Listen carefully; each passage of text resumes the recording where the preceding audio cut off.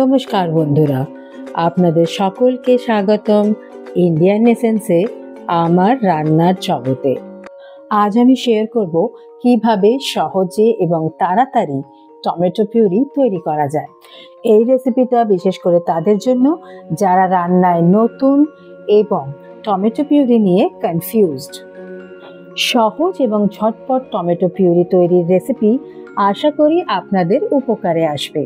এই সহজ tomato puree তৈরির রেসিপি আপনাকে রান্নার সময় বাঁচাতে সাহায্য করবে।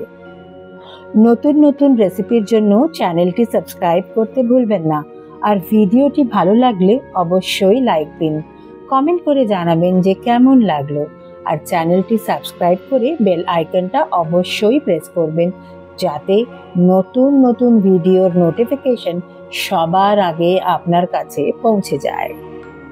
তাহলে চলুন শুরু করি। প্রথমে টমেটোগুলো ভালো করে ধুয়ে নিন।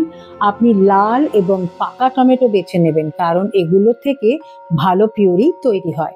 টমেটোর উপরের দিকটায় একটা ছোট্ট ক্রস চিড়ে দিন যাতে ছাল ছাড়ানো সহজ হয়। এরপর ফুটন্ত জলে টমেটোগুলো 2-3 মিনিট সেদ্ধ করুন। সেদ্ধ হয়ে গেলে টমেটোগুলো ঠান্ডা জলে ডুবিয়ে দিন। এবার টমেটোর ছাল সহজেই ছাড়িয়ে ফেলুন। ছাল ছাড়ানোর পরে টমেটোগুলো ব্লেন্ডারে দিন। মিশ্রণ পেস্ট বানানোর জন্য ভালোভাবে ব্লেন্ড করুন। চাইলে ছাঁকনি দিয়ে ছেঁকে নিতে পারেন যাতে বীজ এবং বাড়তি অংশ বাদ পড়ে। টমেটো পিউরি একটা এয়ারটাইট কন্টেনারে ভরে ফ্রিজে রেখে দিন। এই পিউরি আপনি 4 থেকে 5 দিন ফ্রিজে রাখতে পারবেন। দীর্ঘদিন প্রিজার্ভ করতে চাইলে আইস কিউব ট্রেতে পিউরি ঢেলে ফ্রিজ করুন এবং পরে কিউবগুলো একটি জিপলক ব্যাগে ভরে ফ্রিজারে রাখুন। এই পিউরি বিভিন্ন রেসিপিতে যেমন তরকারি, স্যুপ, পাস্তা বা সস তৈরিতে ব্যবহার করা যায়। স্বাদ বৃদ্ধির জন্য সামান্য লবণ যোগ করা যেতে পারে।